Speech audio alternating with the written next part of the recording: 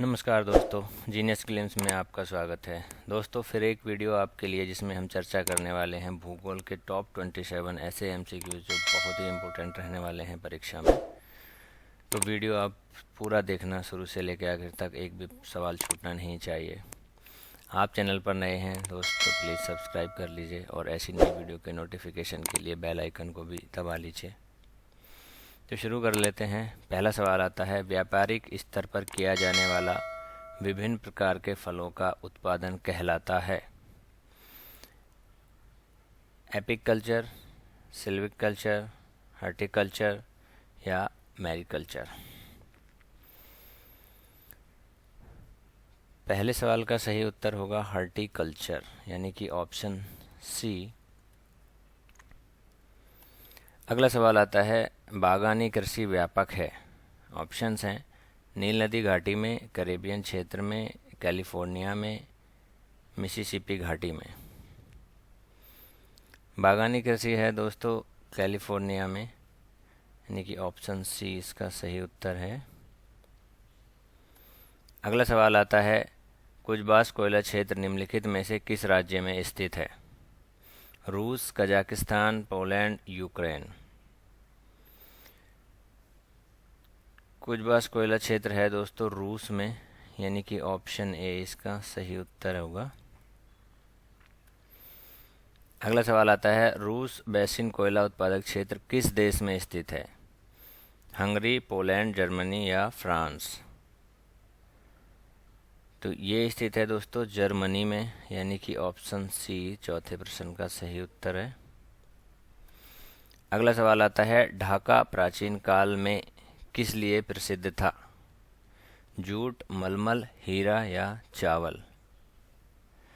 तो ढाका प्रसिद्ध था दोस्तों प्राचीन काल में मलमल के लिए, यानी कि ऑप्शन बी पांचवें प्रश्न का सही उत्तर है। अगला सवाल आता है, ब्यूनस आयरस निम्न में से किस लिए प्रसिद्ध है? डेयरी पदार्थ एवं मांस, रेशमी वस्त्र, ऊनी वस्त्र या इनमें से कोई नहीं? ये प्रसिद्ध है दोस्तों डेयरी पदार्थ एवं मांस के लिए, यानी कि ऑप्शन ए इस प्रश्न का सही उत्तर है। अगला सवाल आता है, निम्न में से कौन सर्वाधिक औद्योगिकीकृत देश है? मलेशिया, बांग्लादेश, नेपाल या सिंगापुर? औद्योगिकीकृत देश है दोस्तों सिंगापुर, यानी कि ऑप्शन डी इसका सही उत्तर है। अगला सवाल आता है, आंतरिक जल यातायात हेतु सबसे उपयुक्त एवं महत्वपूर्ण नदी है? मिसिसिपी, कांगो, राइन या ये सभी? इसका सही उत्तर है दोस्तों राइन, यानी कि ऑप्शन सी सही आंसर होगा। अगला सवाल आता है, निम्नलिखित में से किस महाद्वीप में आंतरिक जलमार्ग का सर्वाधिक विकास हुआ है? दक्षिण अमेरिका, उत्तरी अमेरिका, एशिया या यूरोप? आंतरिक जलमार्ग का विकास हुआ है सर्वाधिक यूरोप में, यानी कि ऑप्शन डी इसका सही उत्तर है।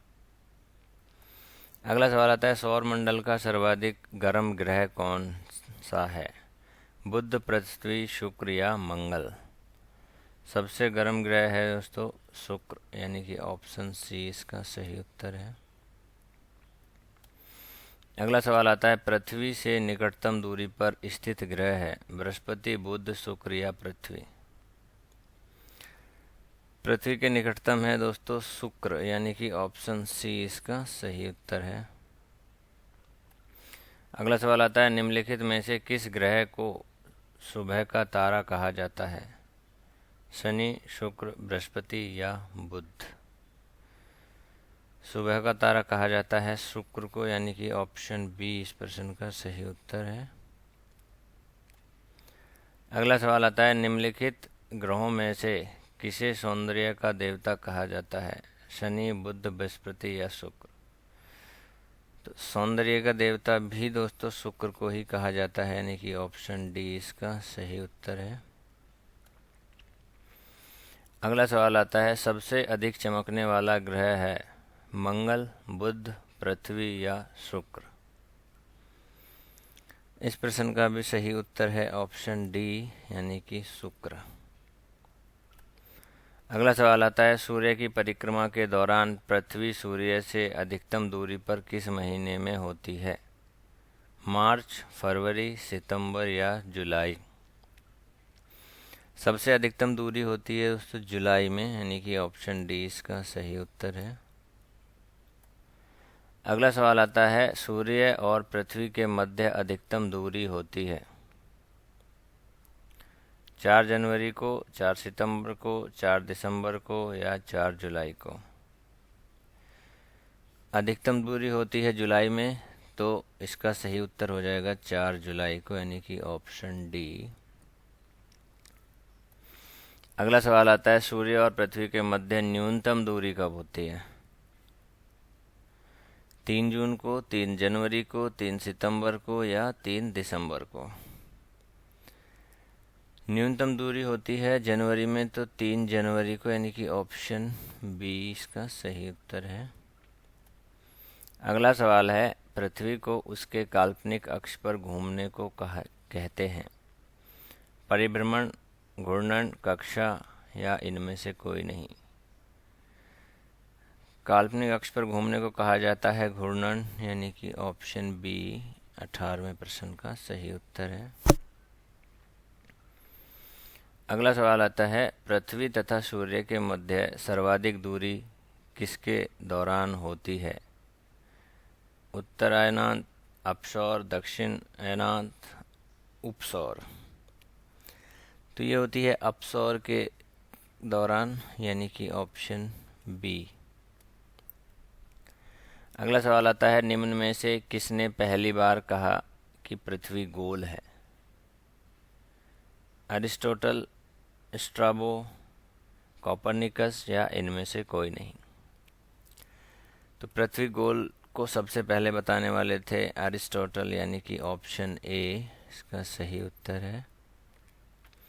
अगला सवाल आता है, पृथ्वी की धुरी है झुकी हुई, वक्रीय, क्षैतिज या ऊर्ध्वाधर?